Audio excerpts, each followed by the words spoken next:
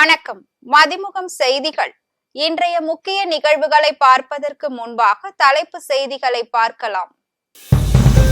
விவசாயிகளின் 65 ஆண்டு கால கனவு நிறைவேறியது. அத்திக்கடவு அவிநாசி திட்டத்தை காணொலி மூலம் தொடங்கி வைத்தார் முதலமைச்சர் மு.க.ஸ்டாலின். முரசொலி மாறனின் திராவிட இயக்க பயணத்தை இன்றைய தலைமுறையினருக்கு எடுத்து செல்வோம். 91வது பிறந்த நாளை முன்னிட்டு முதலமைச்சர் மு.க.ஸ்டாலின் புகழாரம். நீட் தேர்வு தோல்வியால் பட்டுக்கோட்டை மாணவர் தற்கொலை. ஒன்றிய பாஜக அரசே பொறுப்பு என வைகோ கண்டனம். பெண் மருத்துவர் கொலை. தொடங்கியது நாடு தழுவிய மருத்துவர்கள் வேலை நிறுத்தம். பீகாரில் மீண்டும் இடிந்து விழுந்த பாலம். அதிர்ச்சியில் பொதுமக்கள். என்எல்சி ஒப்பந்த தொழிலாளர்கள் போராட்டம் நடத்தக்கூடாது. உயர் நீதிமன்றம் மீண்டும் உத்தரவு. விவசாயிகளின் 65 ஆண்டு கால கோரிக்கையான அத்திக்கடவு அவிநாசி திட்டத்தை தமிழ்நாடு முதலமைச்சர் மு.க.ஸ்டாலின் இன்று காணொலி காட்சி வாயிலாக சென்னை தலைமை செயலகத்தில் இருந்து துவக்கி வைத்தார். கோவை, திருப்பூர், ஈரோடு மாவட்ட விவசாயிகள் மற்றும் பொதுமக்களின் நீண்ட கால கனவான அத்திக்கடவு அவிநாசி திட்டம் தொடங்கி வைக்கப்பட்டுள்ளது. அத்திக்கடவு அவிநாசி திட்டம் என்பது பில்லூர் அருகில் உள்ள பவானி ஆற்றில் இருந்து வெளியேறும் 2000 கன அடி வெள்ள உபரி நீரை கோவை, திருப்பூர் மற்றும் ஈரோடு ஆகிய மாவட்டங்களில் உள்ள வறட்சியான பகுதிகளின் நீர்நிலைகளில் நிரப்பி பயன்படுத்துவதற்காக கொண்டு வரப்பட்டது. கடந்த 2018ஆம் ஆண்டு 250 கோடி ரூபாய் ஒதுக்கப்பட்டு இந்த திட்டம் விரிவுபடுத்தப்பட்டது. தற்போது 1916 கோடி ரூபாய் செலவில் பணிகள் நிறைவு பெற்றுள்ளது. இத்திட்டத்தின் மூலம் 3 மாவட்டங்களில் உள்ள 1045 ஏரிகளுக்கு தண்ணீர் கிடைக்கும் எனவும் சுமார் 50 லட்சம் மக்கள் பயன்பெறுவார்கள் எனவும் தெரிவிக்கப்பட்டுள்ளது. விவசாயம், குடிநீர் உள்ளிட்ட தேவைகளை பூர்த்தி செய்வது, நிலத்தடி நீர்மட்டத்தை உயர்த்துவது ஆகியவை இந்த திட்டத்தின் பிரதான நோக்கமாக உள்ளது. இந்நிலையில் அத்திக்கடவு அவிநாசி திட்டத்தை சென்னை தலைமை செயலகத்தில் இருந்து காணொலி மூலம் முதலமைச்சர் மு.க.ஸ்டாலின் தொடங்கி வைத்தார். முரசொலி மாறனின் திராவிட இயக்க பயணத்தை இன்றைய தலைமுறையினருக்கும் எடுத்து செல்வோம் என முன்னாள் ஒன்றிய அமைச்சர் முரசொலி மாறனின் 91வது பிறந்த நாளை முன்னிட்டு முதலமைச்சர் மு.க.ஸ்டாலின் புகழாரம் சூட்டியுள்ளார். இது தொடர்பாக அவர் வெளியிட்டுள்ள பதிவில், கலைஞரின் மனசாட்சியாகவும் டெல்லியில் கழகத்தின் முகமாகவும் பின்னாளில் உலக அரங்கில் இந்தியா மட்டுமல்லாது அனைத்து வளரும் நாடுகளின் குரலாகவும் மிளிர்ந்த முரசொலி மாறன் அவர்களின் 91வது பிறந்த நாள் இன்று குறிப்பிட்டுள்ளார். ஏன் வேண்டும் இன்ப திராவிடம், திராவிட இயக்க வரலாறு, மாநில சுயாட்சி என முரசொலி மாறன் படைத்தளித்த ஆக்கங்கள் கழகத்தின் அறிவு புதையலாக திகழ்வதாகவும் முதலமைச்சர் மு.க.ஸ்டாலின் குறிப்பிட்டுள்ளார். இறுதி வரை கொள்கை முரசமென மாறனின் திராவிட இயக்க பயணத்தை இன்றைய தலைமுறையினருக்கு எடுத்து சென்று அவருக்கு நன்றி செலுத்துவோம் என்றும் அவர் குறிப்பிட்டுள்ளார். நீட் தேர்வு தோல்வியால் பட்டுக்கோட்டை மாணவர் தற்கொலை செய்து கொண்டதற்கு ஒன்றிய பாஜக அரசு பொறுப்பு என மதிமுக பொதுச் செயலாளரும் மாநிலங்களவை உறுப்பினருமான வைகோ கண்டனம் தெரிவித்துள்ளார். தஞ்சாவூர் மாவட்டம் பட்டுக்கோட்டையை அடுத்த சிலம்ப வேளாங்காடு கிராமத்தை சேர்ந்த தனுஷ் என்ற மாணவர் தொடர்ந்து 2வது முறையாக நீட் தேர்வில் குறைந்த மதிப்பெண்கள் எடுத்ததால் மருத்துவக் கல்லூரியில் சேர முடியாத வேதனையில் தூக்கிட்டு தற்கொலை செய்து கொண்ட சம்பவம் அதிர்ச்சியையும் கவலையும் தருவதாக மகனையும் இழந்து தவிக்கும் பெற்றோருக்கு, உறவினர்களுக்கும் ஆழ்ந்த இரங்கலை தெரிவித்துக் கொள்வதாகவும் வைகோ தெரிவித்துள்ளார். 2017ஆம் ஆண்டு அரியலூர் மாணவி அனிதாவில் தொடங்கி இதுவரை 20க்கும் மேற்பட்ட மாணவர்கள் தமிழ்நாட்டில் நீட் தேர்வால் தற்கொலை செய்து கொண்டுள்ளதாக வைகோ வேதனை தெரிவித்துள்ளார். மருத்துவ படிப்புகளுக்கு நீட் தேர்வு நடத்துவதில் இருந்து தமிழ்நாட்டிற்கு விலக்கு அளிக்க கோரி தமிழ்நாடு சட்டமன்றத்தில் நிறைவேற்றப்பட்ட சட்ட மசோதாவிற்கு ஒப்புதல் தராமல் ஒன்றிய பாஜக அரசு தமிழ்நாட்டு மாணவர்களை மீண்டும் மீண்டும் தற்கொலைக்கு தள்ளுவது கடும் கண்டனத்துக்குரியது எனவும் வைகோ தெரிவித்துள்ளார். தமிழ்நாட்டில் தொடங்கிய நீட் எதிர்ப்பு வட மாநிலங்களிலும் எதிரொலிக்க தொடங்கிய நிலையில் நீட் தேர்வில் நடைபெறும் முறைகேடுகளும் ஊழல்களும் அம்பலமாகி வருவதாகவும் உச்ச நீதிமன்றத்திலும் வழக்குகள் தொடரப்பட்டுள்ளதாகவும் வைகோ நினைவு கூர்ந்துள்ளார். இந்நிலையில் பட்டுக்கோட்டை மாணவர் தற்கொலைக்கு ஒன்றிய அரசே பொறுப்பேற்க வேண்டும் எனவும் இனியும் அலட்சியப்படுத்தாமல் தமிழ்நாடு அரசு நிறைவேற்றியுள்ள நீட் விலக்கு மசோதாவிற்கு ஒன்றிய அரசு ஒப்புதல் அளிக்க வேண்டும் எனவும் வைகோ தமது அறிக்கையில் வலியுறுத்தியுள்ளார். கொல்கத்தா மருத்துவ மாணவி படுகொலைக்கு நீதி கேட்டு நாடு முழுவதும் மருத்துவர்கள் வேலைநிறுத்த போராட்டத்தில் ஈடுபட்டு வருகின்றனர். நாடு முழுவதும் மருத்துவர்கள் இன்று ஒருநாள் வேலைநிறுத்த போராட்டத்தில் ஈடுபட்டுள்ளனர். மேற்கு வங்க மாநிலத்தில் பெண் மருத்துவர் பாலியல் வன்கொடுமை செய்யப்பட்டு படுகொலை செய்யப்பட்ட சம்பவத்திற்கு நீதி கேட்டு நாடு முழுவதும் இன்று காலை 6 மணி முதல் நாளை காலை 6 மணி வரை 24 மணி நேர வேலை நிறுத்தத்தில் மருத்துவர்கள் ஈடுபட்டுள்ளனர். இந்த போராட்டம் காரணமாக மருத்துவ சேவைகள் நிறுத்தப்படும் என்று அறிவிக்கப்பட்டுள்ளது. அவசர கால சேவைகள் மட்டுமே வழங்கப்படும் என்று குறிப்பிட்டுள்ளது. தமிழகத்தில் அரசு மருத்துவர்கள் 1 மணி நேரம் புறக்கணிப்பு போராட்டம் நடத்த உள்ளதாகவும் அறிவித்துள்ளனர். இந்நிலையில் நோயாளிகளுக்கு பாதிப்பு இன்றி மருத்துவர்கள் போராடுமாறு தமிழக மருத்துவத்துறை அறிவுறுத்தியுள்ளது. பீகாரில் கட்டுமான பணியில் இருந்த பாலம் இன்று இடிந்து விழுந்தது. கடந்த 2 மாதங்களில் மட்டும் பீகாரில் 14 பாலங்கள் இடிந்து விழுந்துள்ளது. இது தொடர்பாக 16 பொறியாளர்கள் சஸ்பெண்ட் செய்யப்பட்டு அவர்கள் மீது துறை ரீதியான விசாரணை நடைபெற்று வருகிறது. கிஷன்கஞ்ச், அராரியா, கிழக்கு சம்பாரன், சிவன் சரண் மற்றும் கோபால்கஞ்ச் ஆகிய பகுதிகளில் கடந்த 2 மாதங்களில் பாலங்கள் இடிந்து விழுந்தது. அதனைத் தொடர்ந்து முதலமைச்சர் நிதிஷ்குமார் மாநிலத்தில் உள்ள அனைத்து பாலங்களையும் ஆய்வு செய்ய உத்தரவிட்டார். மேலும் அவர் பாலங்களுக்கான பராமரிப்பு கொள்கையை உடனடியாக தயாரிக்குமாறு சம்பந்தப்பட்ட அதிகாரிகளுக்கு அறிவுறுத்தினார். பீகாரில் கங்கை நதியின் மீது இருந்த அகுவானி சுல்தான் கஞ்ச் பாலத்தின் தூண்கள் கடந்த ஆண்டு இடிந்து விழுந்த நிலையில் அதனை புனரமைக்கும் பணி நடைபெற்று கொண்டிருந்தது. இந்நிலையில் கட்டுமான பணியில் இருந்த பாலத்தின் மீதி பகுதிகளும் இடிந்து விழுந்தது. NLC ஒப்பந்த தொழிலாளர்கள் போராட்டம் தொடர்பாக தற்போதைய நிலையை நீடிக்க வேண்டும் என தொழிற்சங்கத்தினர் வேலைநிறுத்த போராட்டத்தில் ஈடுபடக்கூடாது எனவும் உயர் நீதிமன்றம் உத்தரவிட்டுள்ளது. பணி நிரந்தரம் உள்ளிட்ட 21 அம்ச கோரிக்கைகளை வலியுறுத்தி NLC ஒப்பந்த தொழிலாளர்கள் சங்கத்தின் சார்பில் வேலை நிறுத்த போராட்டத்திற்கு அழைப்பு விடுக்கப்பட்டது. NLC நிறுவனத்தின் சார்பில் சென்னை உயர்நீதிமன்றத்தில் வழக்கு தொடரப்பட்டது.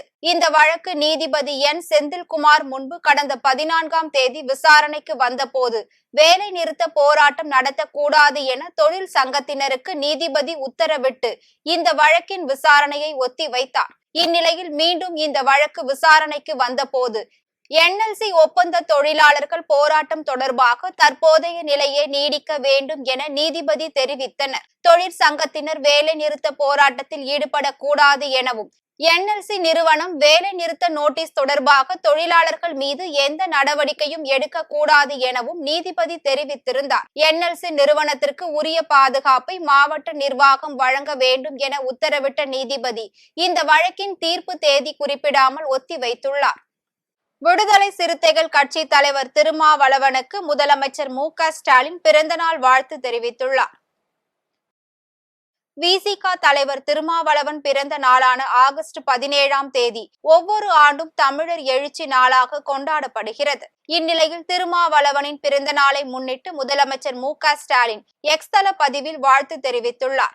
அதில் சமூக கொடுமை, ஆதிக்க மனப்பான்மை, வறுமை ஒழிந்த சமத்துவ சமுதாயம் காணும் நம் பயணத்தில் தோளோடு தோள் நிற்கும் தோழமை சகோதரர் எழுச்சி தமிழர் திருமாவளவன் அவர்களுக்கு பிறந்தநாள் வாழ்த்துக்கள் என பதிவிட்டுள்ளார். ஜம்மு காஷ்மீரில் 3 கட்டங்களாகவும் ஹரியானாவில் ஒரே கட்டமாக தேர்தல் நடைபெறும் என தலைமை தேர்தல் ஆணையம் அறிவித்துள்ளது.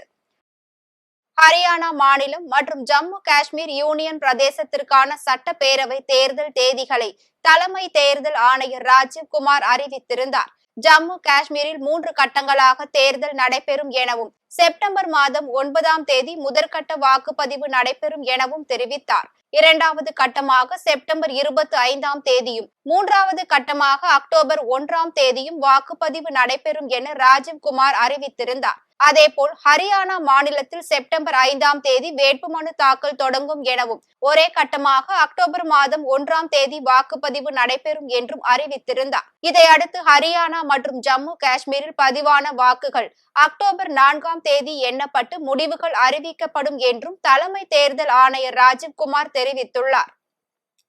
பாரிஸ் ஒலிம்பிக்கில் பங்கேற்றுவிட்டு நாடு திரும்பிய மல்யுத்த வீராங்கனை வினேஷ் போகத்திற்கு டெல்லி விமான நிலையத்தில் உற்சாக வரவேற்பு அளிக்கப்பட்டது.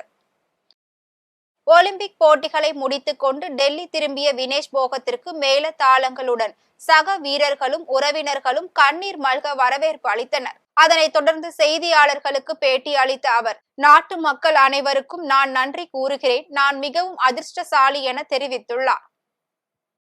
கொல்கத்தாவில் பெண் மருத்துவர் பாலியல் பலாத்காரம் செய்து படுகொலை செய்யப்பட்டதை கண்டித்து நாடு முழுவதும் போராட்டங்கள் வெடித்துள்ளது. மேலும் பெண் மருத்துவரை பாலியல் பலாத்காரம் செய்து படுகொலை செய்ததை கண்டித்தும் மருத்துவர்களுக்கு பாதுகாப்பு வழங்க வேண்டும் என வலியுறுத்தியும், குறிப்பாக பெண் மருத்துவர்களுக்கான பாதுகாப்பை உறுதி செய்ய வேண்டும் என பல்வேறு கோரிக்கைகளை வலியுறுத்தி ஆர்ப்பாட்டத்தில் ஈடுபட்டனர். திருப்பூர் அரசு பொது மருத்துவமனையில் பணிபுரியும் மருத்துவர்கள், பயிற்சி மருத்துவர்கள் அனைவரும் 1 மணி நேரம் பணியை புறக்கணித்து போராட்டத்தில் ஈடுபட்டனர். அதனைத் தொடர்ந்து திருப்பூர் அரசு மருத்துவக் கல்லூரி மருத்துவமனையில் இருந்து அமைதி ஊர்வலம் சென்றனர். தொடர்ந்து இந்த சம்பவத்தை கண்டிக்கும் வகையில் மனித சங்கிலி ஊர்வலமும் நடத்தப்பட்டது. இதனால் திருப்பூர் அரசு மருத்துவமனைக்கு வந்திருந்த நூற்றுக்கணக்கான புறநோயாளிகள் தவிப்பிற்கு ஆளாகினர். அதனைத் தொடர்ந்து அரியலூர் அரசு மருத்துவக் கல்லூரி மாணவர்கள் அண்ணா சிலை அருகே கருப்பு பேட்ஜ் அணிந்து நடைபெற்ற ஆர்ப்பாட்டத்தில் இந்த கொடூர சம்பவத்தில் ஈடுபட்ட குற்றவாளிகளை மேற்கு வங்க அரசு உடனடியாக கைது செய்ய வேண்டும், இந்த சம்பவத்தில் தொடர்புடைய குற்றவாளிகளுக்கு மரண தண்டனை வழங்க வேண்டும், மேலும் மத்திய மாநில அரசுகள் மருத்துவ மாணவர்களின் பாதுகாப்பை உறுதி செய்ய வேண்டும், மருத்துவர்களின் பாதுகாப்பிற்கான தனி சட்டம் இயற்ற வேண்டும் உள்ளிட்ட பல்வேறு கோரிக்கைகளை வலியுறுத்தி இரத்த கரை படிந்த மருத்துவர்களின் வெள்ளை நிற கோட்டை வைத்து வெள்ளை நிற கோட்டில் இரத்தக்கரை படிவதை மத்திய மாநில அரசுகள் தடுக்க வேண்டும் என வலியுறுத்தி முழக்கங்களை எழுப்பினர். அதனைத் தொடர்ந்து ராணிப்பேட்டை மாவட்டம் வாலாஜா அரசு மாவட்ட தலைமை மருத்துவமனையில் பணியாற்றும் மருத்துவர்கள் மற்றும் செவிலியர்கள் அனைவரும் நோயாளிகளின் பாதுகாப்பு கருதி உடம்பில் கருப்பு பேட்ஜ் அணிந்து கொண்டு இறந்த மருத்துவ பெண்ணிற்கு நீதி கிடைக்க வேண்டும், இறந்த மருத்துவ பெண்ணிற்கு நீதி கிடைக்க வேண்டும் எனவும், அதேபோல் கள்ளவர்கள் மீது கடுமையான நடவடிக்கை மேற்கொள்ள வேண்டும் என தெரிவித்து கண்டன முழக்கங்களை வெளிப்படுத்தி ஆர்ப்பாட்டத்தில் ஈடுபட்டனர். திருவண்ணாமலை அரசு மருத்துவக் கல்லூரி மருத்துவமனையில் அனைத்து பெண்களின் மீதான அத்துமீறல்கள் தடுக்கப்பட வேண்டும், மருத்துவ மாணவர்களுக்கு மாநில அளவில் நலவாரியம் அமைக்கப்பட வேண்டும், கொல்கத்தாவில் மாணவர்கள் மீதான காவல் வன்முறை தடுக்கப்பட வேண்டும், மருத்துவர்கள் பாதுகாப்பிற்கு தற்போது சட்டங்கள் இருந்தாலும் கூடுதல் அதிகாரம் அளிக்கின்ற சட்டம் இயற்றப்பட வேண்டும், கொடூரமாக கொலை செய்யப்பட்ட முதுகலை பயிற்சி மருத்துவர் மரணத்திற்கு நீதி வேண்டும் என்பது உள்ளிட்ட கோரிக்கை வாசகங்கள் அடங்கிய பதாகைகளை ஏந்தியவாறு ஆர்ப்பாட்டத்தில் ஈடுபட்டு கண்டன முழக்கங்களை எழுப்பினர். விருதுநகரில் அரசு மருத்துவக் கல்லூரி மருத்துவர்கள் 1 மணி நேரம் புறநோயாளிகள் சிகிச்சை புறக்கணிப்பு செய்து மருத்துவக் கல்லூரி வளாகத்திலேயே ஆர்ப்பாட்டம் நடத்தினர். அதனைத் தொடர்ந்து மனித சங்கிலி பேரணியும் நடத்தினர். மேலும் இந்த ஆர்ப்பாட்டத்தின் போது பாதிக்கப்பட்ட பெண்ணுக்கு நீதி வேண்டும், குற்றவாளிகள் மீது கடும் நடவடிக்கை எடுக்க வேண்டும் என்று முழக்கங்களை எழுப்பினர். திருப்பூர் அரசு மருத்துவக் கல்லூரி மருத்துவமனையில் பயிலும் மாணவர்கள் இந்த சம்பவத்தை கண்டிக்கும் வகையில் கையில் மெழுகுவர்த்தி ஏந்தியபடி மருத்துவமனை வளாகத்தில் ஊர்வலமாக வந்து மௌன அஞ்சலி செலுத்தினர். மேலும் கருப்பு பட்டை அணிந்தும் மருத்துவர் கொலைக்கு நீதி கேட்டும் இந்த சம்பவத்தை கண்டிக்கும் விதமாகவும் பதாகைகளை ஏந்தியபடி மௌன அஞ்சலி செலுத்தினர்.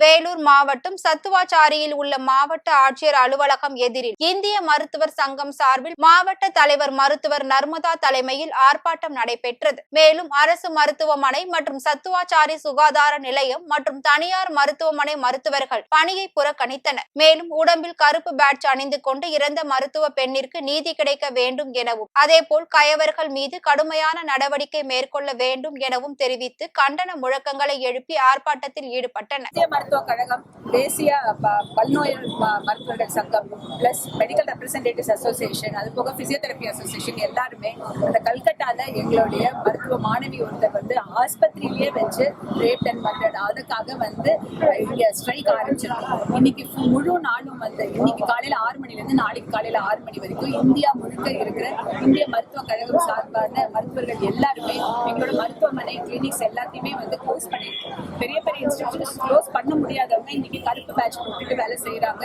பட் இது எல்லாமே ஒரு எதிர்ப்பு. ஏன்னா இந்த மருத்துவ மாணவர்கள் மாணவி அவங்களோட ஓன் ஆஸ்பத்திரியில 2 மணிக்கு 1 மணிக்கு எமர்ஜென்சி நடக்கிறப்போ எங்க மாணவிகள் தான் போய் செய்யறாங்க. அங்கேயே அவங்களுக்கு ஒரு பாதுகாப்பு இல்லை அப்படின்னா இந்த சொசைட்டி என்ன கொடுக்குதுங்கிறது. இண்டிபெண்டன்ஸ் டேக்கு முன்னாடி 14வது 11 மணிக்கு 14th நைட் 11 o'clock இதை வந்து பொறுமையா வந்து போராடிட்டு இருந்த மருத்துவர்கள் மேல திருப்பியும் ஒரு 30 குண்டாஸ் வந்து 100 வந்து அவங்களை அடிச்சு விரட்டி இருக்காங்க. மொத்த ஹாஸ்பிட்டல் எமர்ஜென்சி சர்வீசஸ் எல்லாத்தையுமே வந்து டிஸ்மேண்டில் பண்ணி இப்ப புதுசா அந்த எவிடன்ஸை வந்து டிஸ்ட்ராய் பண்றதுக்காக புதுசா பாத்ரூம் கட்டுறோம்னு வர கவர்மெண்ட். ஸோ இந்த சப்போர்ட் இல்லாம பண்ண முடியாது. சென்ட்ரலுக்கும் ஸ்டேட்டுக்கும் நாங்க கேட்கறது முக்கிய விஷயங்கள் தான். மருத்துவர்களுக்கு ப்ரொடெக்ஷன் வேணும். பெண் மருத்துவர்களுக்கு அங்க பயிற்சி மருத்துவர்களுக்கு அங்க நல்ல ஒரு ரூம்ஸோ ஒரு ப்ரொடெக்ஷன் வேணும். மூணாவது எல்லா ஹாஸ்பிட்டல்ஸும் should be declared as safe zone. அதாவது இந்த சேஃப் ஜோன் நமக்கு ப்ரொடெக்ஷன் அங்கேயுமே வேணும். இந்த சென்ட்ரல் ப்ரொடெக்ஷன் ஆக்ட் டாக்டர்ஸை வந்து verbal abuse 75% of doctors are under mental abuse as well as verbal abuse. அது தடுக்கப்படணும்னா சென்ட்ரல் ப்ரொடெக்ஷன் ஆக்ட் ரொம்ப வரணும். கன்சியூமர் ப்ரொடெக்ஷன் ஆக்ட்ல இருந்து எங்களோட நியமனம் நீக்கப்படணும். We are not criminals. நாங்க சொசைட்டிக்கு சேவை செய்யறது.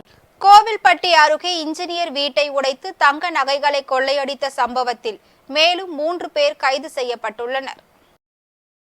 தூத்துக்குடி மாவட்டம் கோவில்பட்டி அருகே உள்ள நாலாட்டின் புத்தூரை சேர்ந்த ராஜ்குமார் என்பவர் ஜார்க்கண்ட் மாநிலத்தில் உள்ள தனியார் கம்பெனியில் பொறியாளராக வேலை பார்த்து வருகிறார். இந்நிலையில் கடந்த ஜூன் 12ஆம் தேதி காலையில் வீட்டின் கதவு உடைக்கப்பட்டிருப்பதை கண்டு அதிர்ச்சி அடைந்தார். இதுகுறித்து அவர் உடனடியாக காவல்துறைக்கு தகவல் தெரிவித்ததன் பேரில் அங்கு சென்ற அவர்கள் பீரோ உடைக்கப்பட்டு அதில் இருந்த 18 பவுன் தங்க நகைகள் கொள்ளையடிக்கப்பட்டிருப்பதை தெரிய வந்தது. இதனைத் தொடர்ந்து வழக்கு பதிவு செய்து விசாரணை நடத்தி வந்தனர். இந்நிலையில் கடந்த ஜூலை 31ஆம் தேதி செந்தில்குமார் என்பவரை கைது செய்தனர். மேலும் அவரிடம் இருந்து பைக் 8 பவுன் நகையை பறிமுதல் செய்தனர். மேலும் இந்த கொள்ளையில் ஈடுபட்டு தலைமறைவாக இருந்த 3 நபர்களையும் தேடி வந்தனர். இந்நிலையில் நாலாட்டின் புத்தூர் அருகே புளியந்தோப்பு பகுதியில் 3 பேர் இருப்பதாக ரகசிய தகவல் கிடைத்ததன் பெயரில் காவலர்கள் சம்பவ இடத்திற்கு சென்றனர். அப்போது காவலர்களை கண்டதும் தப்பி ஓட முயன்ற 3 பேரையும் மடக்கி பிடித்தனர். இதனை அடுத்து அவர்களிடம் நடத்திய விசாரணையில் அவர்கள் அந்த கொள்ளை சம்பவத்தில் ஈடுபட்ட சிவலிங்கம், சுரேஷ், சந்தோஷ் என்பது தெரிய வந்தது. மேலும் தமிழகம் முழுவதும் கொள்ளை, வழிப்பறி உள்ளிட்ட 40க்கும் மேற்பட்ட வழக்குகளில் தொடர்புடையவர்கள் என்பதும் தெரிய வந்தது. இதனை அடுத்து அவர்கள் 3 பேரையும் கைது செய்து நீதிமன்றத்தில் ஆஜர்படுத்தி சிறையில் அடைத்தனர். தமிழகத்தில் கடந்த ஆண்டை காட்டிலும் இந்த ஆண்டு சுற்றுலா தலங்களை பார்க்க பயணிகளின் வருகை அதிகரித்துள்ளதாக அமைச்சர் தெரிவித்துள்ளார்.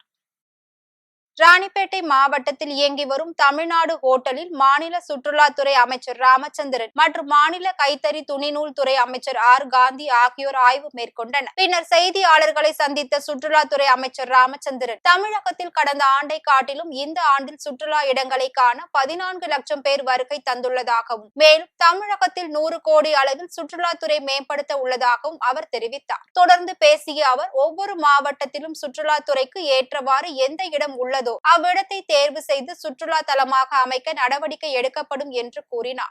ராணிப்பேட்டை மாவட்டத்தில் தமிழ்நாடு 1926 கட்டினார். தமிழகத்தில் முதலமைச்சரும் தமிழகத்தை வந்து ஒரு நல்ல வளர்ச்சியான மாவட்டமாக மாநிலமாக மாற்றியவருமான நமக்கு கலைஞர் அவர்கள் 1972ஆம் ஆண்டு இந்த டிடிடிசி என்னும் தமிழ்நாடு டூரிசம் டெவலப்மெண்ட் கார்பரேஷனை வந்து ஆரம்பித்து அப்போ தான் ஒவ்வொரு இடத்துல ஹோட்டல் தராங்க. இந்த ஹோட்டல் 1976 கட்டியிருக்காங்க. மொத்தம் ஏரியா வந்து 2 ஏக்கர் 88 சென்ட், 2 ஏக்கர் 88 சென்டில் வந்து கிட்டத்தட்ட இப்போ 26 அறைகள் வந்து இங்கே கட்டி ஆக்சுவலாக இடம் வந்து ஒரிஜினலாக வந்து சுற்காட்டாங்க.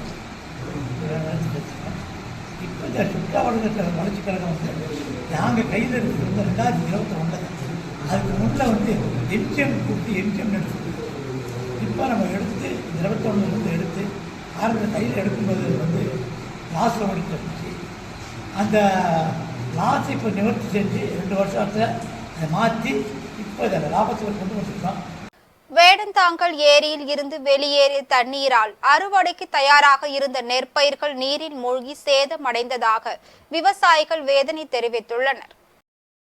செங்கல்பட்டு மாவட்டம் அடுத்த வேடந்தாங்கலில் உள்ள பறவைகள் சரணாலயத்தில் சில தினங்களுக்கு முன்பு கனமழை கொட்டி தீர்த்ததால் அங்கு உள்ள ஏரிக்கு நீர்வரத்து அதிகரித்தது. இந்த கனமழை காரணமாக வேடந்தாங்கலை சுற்றியுள்ள பகுதிகளில் உள்ள சுமார் 80 ஏக்கர் நெல் பயிர்கள் விளைந்து அறுவடைக்கு தயாராக இருந்த நிலையில் அனைத்து பயிர்களும் தண்ணீரில் மூழ்கி அழுகும் நிலை ஏற்பட்டுள்ளது. மேலும் 2-3 தினங்களாக மழை இல்லாததால் நீரை வெளியேற்றி வந்த நிலையில் ஏரியில் இருந்து வரும் தண்ணீர் பாசன கால்வாய் சரியில்லாத காரணத்தால் அனைத்து தண்ணீரும் வயல்வெளியில் செல்கிறது. இதனால் நெற்பயிர்கள் நீரில் மூழ்கும் நிலை ஏற்பட்டுள்ளது. பல ஆயிரம் ரூபாய் செலவு செய்து விவசாயிகள் அறுவடைக்கு தயாராக வைத்திருந்த நெற்பயிர்கள் தண்ணீரில் மூழ்கி அழுகி வருவது விவசாயிகள் கண்ணீர் வடிக்க வேண்டிய நிலை உள்ளது.